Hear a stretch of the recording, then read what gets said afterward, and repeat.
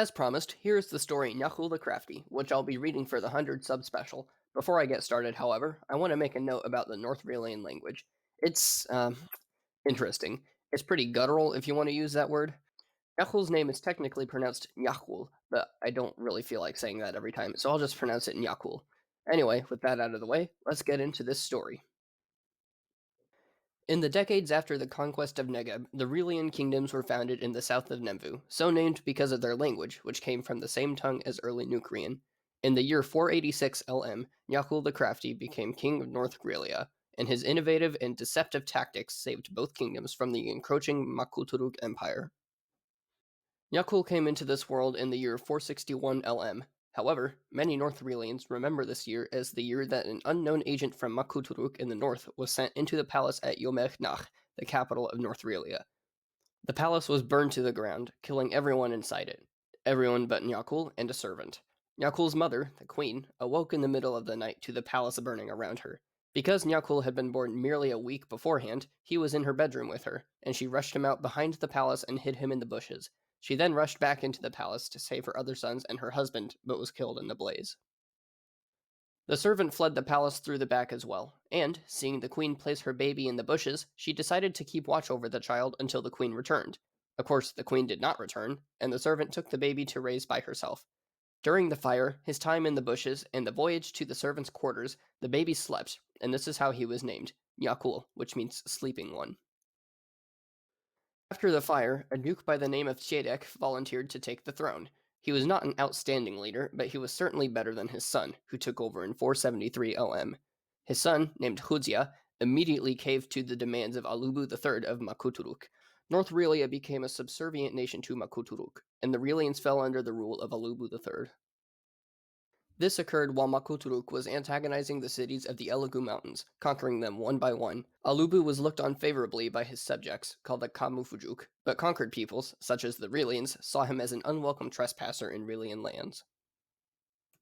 Niaxul grew up on the outskirts of Yomech-Nach. He had a knack for leadership and soon found his way into the military. When he had turned 16, however, the servant told him who he really was, the son of the late King Kuluh IV.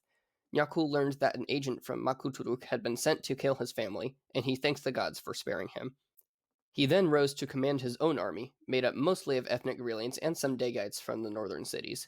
He used his army's collective hatred of Alubu in conjunction with his exceptional leadership skills to win their loyalty.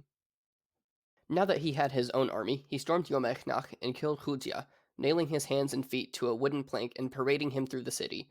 The residents of Yomech-Nach were elated that Huzia had been removed from the throne, and they welcomed Niaxul as their ruler in 486 LM. Alubu III died the next year and was succeeded by his nephew, Rumujah II. Rumujah agreed to allow Niaxul near complete freedom, so long as a small sum was paid to Makuturuk every year. Niaxul refused this offer, threatening Rumujah with invasion. Rumujah gave up, but Niaxul knew he wasn't done, so he came up with an ingenious scheme to take on the Makuturuk Empire. Niaxul sent two of his soldiers to Makuturuk to find their way into Rumujah's council of advisors. This they did, and Niaxul gave them very specific information to report. Through this deception, Rumujah came to believe that North Reelia was in the midst of civil war, and that since Niaxul's armies were dispersed to deal with the unrest, it would be a prime opportunity to take over. Rumujah gathered his armies and began marching south. Of course, the Reelians loved Niaxul, and there was no civil war. Niaxul split his army in two, leaving a third of it at Yomech-Nach and taking the other two-thirds north towards Makuturuk's capital city of Khurukab. The city was undefended because the whole army was traveling towards Yomech-Nach, and Niaxul marched into the city unopposed. Khurukab was looted and burned to the ground, and Niaxul stationed his soldiers outside the city, waiting for Rumujah to come back. Niaxul had sent a messenger to Rumujah to tell the emperor that Khurukab was in danger of being conquered. Rumujah, not knowing that Khurukab was already captured, turned his army around and met Niaxul on a hill southeast of Khurukab. Seeing Khurukab smoldering in the distance, Rumujah fell on his knees and begged Niaxul for mercy. Niaxul said, "Do not ask for my mercy, ask for the gods' mercy," and cut off the heads of every third man in the army, as well as Rumujah's. This hill is now known as Karamit Hill because of the massacre that took place atop it.